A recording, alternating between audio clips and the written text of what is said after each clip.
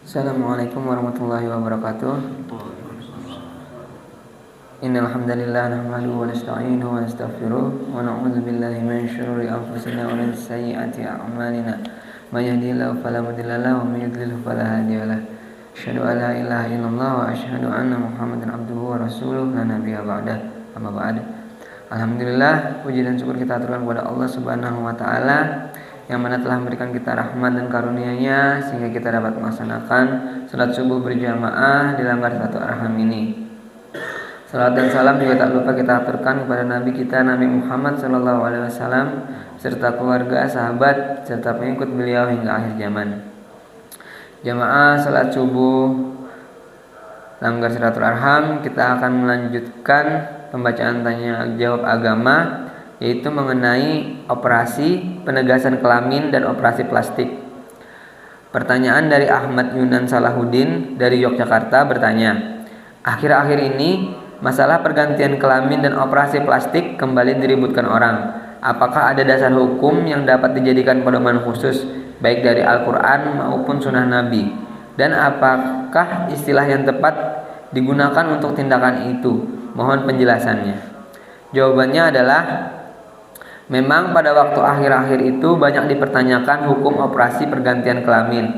Di dalam Al-Quran tidak terdapat pedoman khusus tentang halal atau haramnya secara tegas tindakan itu. Demikian pula dalam surah Rasul tidak diperoleh keterangan yang pasti tentang ketentuan boleh atau tidaknya. Dengan demikian masalah ini harus diselesaikan dengan jalan ijtihad. Ada pendapat yang mengatakan bahwa operasi perubahan kelamin itu termasuk mengubah kejadian yang telah dikehendaki Allah sejak semula, yaitu menjadi laki-laki atau perempuan. Mengubah kejadian asal itu merupakan keberhasilan godaan setan.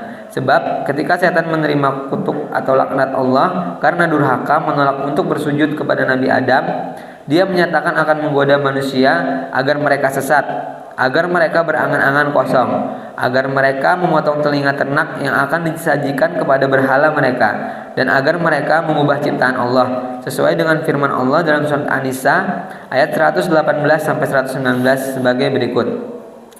La'anahullah wa qala la'attakhizanna min ibadik nasiban mafruḍa wala udillannahum wala umanniyahum wala umarannahum fala yubattikunna na'adzanal an'ami wala amurannahum fala yughayyirunna khalqallah wa may yattakhidhis syaitana waliyyan min dunillahi faqad khasara khusranan mubina. Artinya, setan yang dilaknat atau dikutuk Allah lalu dia berkata kepada Tuhan, saya benar-benar akan mengambil dari hamba-hamba Engkau bahagian yang sudah ditentukan untuk saya, dan saya benar-benar akan menyesatkan mereka dan akan membangkitkan angan-angan kosong pada mereka, dan akan menyuruh mereka memotong telinga-telinga binatang ternak, lalu mereka benar-benar memotongnya, dan akan saya suruh mereka mengubah ciptaan Allah, lalu benar-benar mereka mengubahnya. Barang siapa yang menjadikan setan menjadi pelindung selain Allah, maka sesungguhnya ia menderita kerugian yang nyata.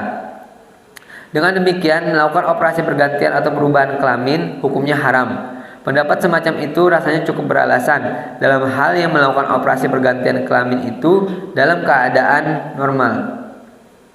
Kelamin asalnya benar-benar berfungsi secara sempurna. Hanya saja kemungkinan melakukan operasi perubahan kelamin bagi orang yang kelamin asalnya berfungsi secara sempurna itu diperlukan keterangan dari ahlinya.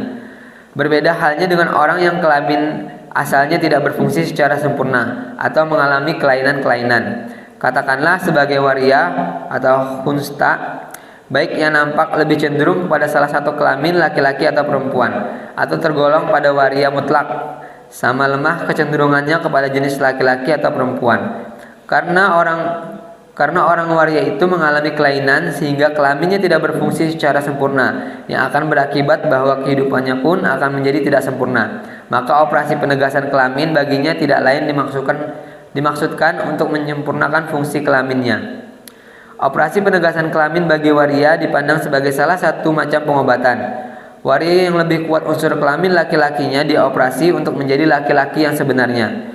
Sedang yang lebih kuat unsur kelamin perempuannya dioperasi untuk menjadi perempuan yang sebenarnya. Sedangkan yang sama lemah keduanya, maksud kedua unsurnya, dioperasi agar menjadi jelas salah satunya. Justru merupakan usaha pertolongan yang terpuji. Dengan kejelasan dan berfungsinya kelamin bagi yang bersangkutan berarti menjadikan manusia normal, baik fisik, psikologis maupun sosial. Untuk tindakan ini istilah yang paling tepat adalah penegasan kelamin. Dengan kejelasan kelaminnya, hal-hal yang menyangkut hukum waris menjadi jelas pula. Kemungkinan untuk melakukan perkawinan pun ada. Kegiatan-kegiatan hidup dapat dilakukan secara baik sesuai dengan fungsi kelaminnya yang telah menjadi jelas itu. Perlu diketahui bahwa dalam hal yang menyangkut perubahan ciptaan Allah dengan motivasi kenikmatan dalam dunia kosmetik bukan karena akibat kelainan yang memang memerlukan pertolongan, misalnya hidung yang dirasakan kurang mancung, dioperasi plastik agar menjadi lebih mancung, mata yang sipit dioperasi agar menjadi belalak, dan banyak lagi contoh lainnya. Operasi plastik dengan motivasi kenikmatan bukan karena kelainan yang perlu dinormalisasi dapat digolongkan sebagai perbuatan yang menunjukkan sikap tidak ridho kepada takdir Allah dan hukumnya haram. Demikian pula operasi untuk merehabilitasi selaput darah yang robek sebagai akibat hubungan kelamin di luar nikah, dengan maksud agar suaminya yang akan datang tidak merasa kecewa karena mengawini orang yang bukan perawan lagi. Operasi yang motivasi demikian dapat dikategorikan semacam penipuan yang oleh karenanya hukumnya pun haram. Alhamdulillah kita sama-sama telah mendengarkan tanya jawab agama mengenai operasi penegasan kelamin dan operasi plastik. Semoga dengan sama-sama mendengarkan pertanyaan dan jawaban ini bisa menambah pengetahuan kita serta keimanan kita. Mari sama-sama kita tutup dengan membaca doa kafaratul majelis. Assalamualaikum warahmatullahi wabarakatuh.